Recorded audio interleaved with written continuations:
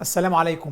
لماذا توجد شبهات طالما أن الإسلام هو دين الحق؟ الجواب: من قال لك أن هذا ليس مراد الشرع؟ هذا السؤال ينم عن عدم استيعابنا للقضية التكليفية الكبرى. لو أنت مكلف، لو أنت في اختبار، فطبيعي هيكون في شبهات وشهوات. قوام الدين كله على وجود نسبة من المتشابه ليميز الله الخبيث من الطيب، حتى يتبع الفاجر الشبهة ويترك الحق الظاهر. قال ربنا سبحانه: هو الذي أنزل عليك الكتاب منه آيات محكمات هن أم الكتاب وأخر متشابهات، فأما الذين في قلوبهم زيغ فيتبعون ما تشابه منه ابتغاء الفتنة وابتغاء تأويله. فمن الطبيعي أن يكون هناك محكم وهو الأصل، وهناك أيضا نسبة من المتشابه. ولو ظننت أن الله من المفترض أن يأتي فقط بالمحكم فما فهمت معنى الرسالة ولا معنى التكليف ولا مفهوم الاختبار ولا معنى استخدام العقل.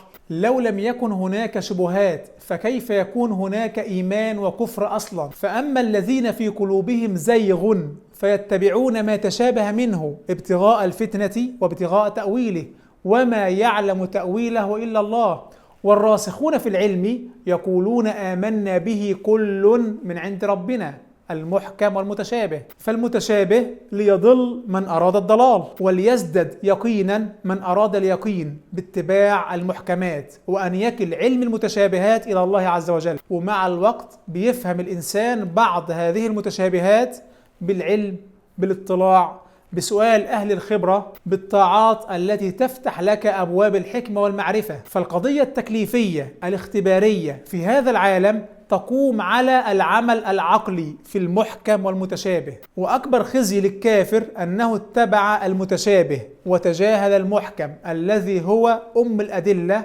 وأم الكتاب. قال ربنا عن هذا الكافر: وقالوا لو كنا نسمع أو نعقل ما كنا في أصحاب السعير. طيب لماذا لا تكون الأدلة كالشمس بحيث لا يبقى قول لقائل؟ هو فعلا الأدلة في مجموعها أقوى من الشمس، لكنها تستفاد بالعقل وليس بمجرد نظر العين. أدلة تحصل عليها بالتفكر والتدبر، لكن لو كنت تحصل على أدلة بدون إعمال عقل فهذا ليس إيمان. الإيمان هو إيمان بالغيب مستندا على أدلة عقلية وقطعيات فطرية ودلائل نبوة وما لا حصر له على أدلة صحة الرسالة. هذا هو الإيمان الذي يترتب عليه ثواب وعقاب وفيه إعمال للعقل.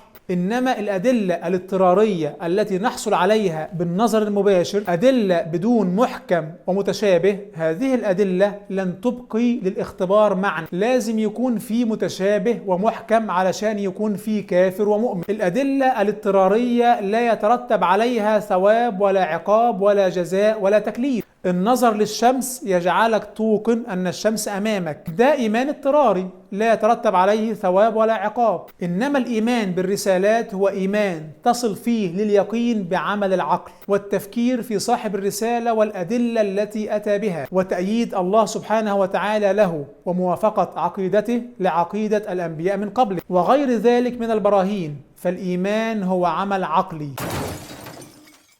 الكفار أيام النبي صلى الله عليه وسلم كان نفسهم في أدلة اضطرارية، أدلة تخليهم يشتروا دماغهم. طلبوا رؤية ملك ينزل من السماء، فماذا كان الجواب الإلهي؟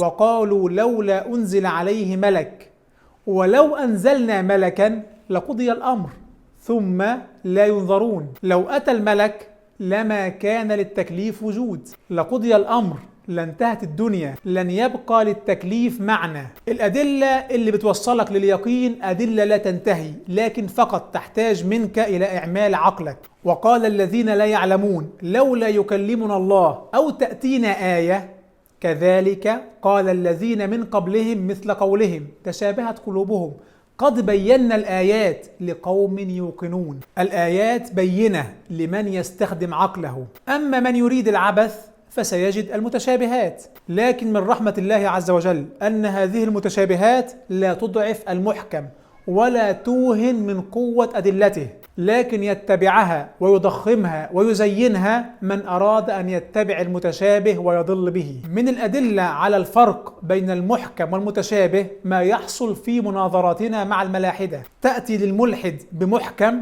ثم يرد عليك بمتشابه، تقول له: كيف تنسب هذا الكون العظيم المحكم منذ اللحظة الأولى إلى اللاشيء؟ يقول لك الملحد: لماذا تجبرون البنت على لبس الحجاب؟ تقول للملحد: كيف تفسر ظاهرة النبوة على تعدد أدلتها وتشابك حججها وتوافقها مع بعضها وإجابتها عن أسئلتك الوجودية الكبرى؟ يقول لك: لماذا رسول الإسلام تزوج أكثر من مرة؟ هو ده الفرق بين اليقين الديني والمتشابه الإلحادي.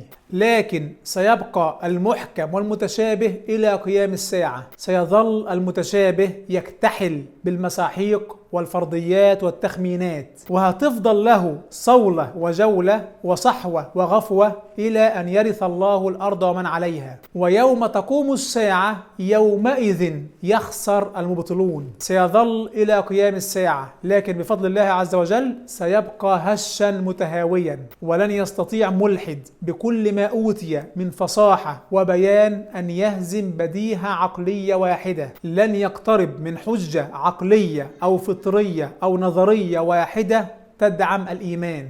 والسلام عليكم ورحمة الله.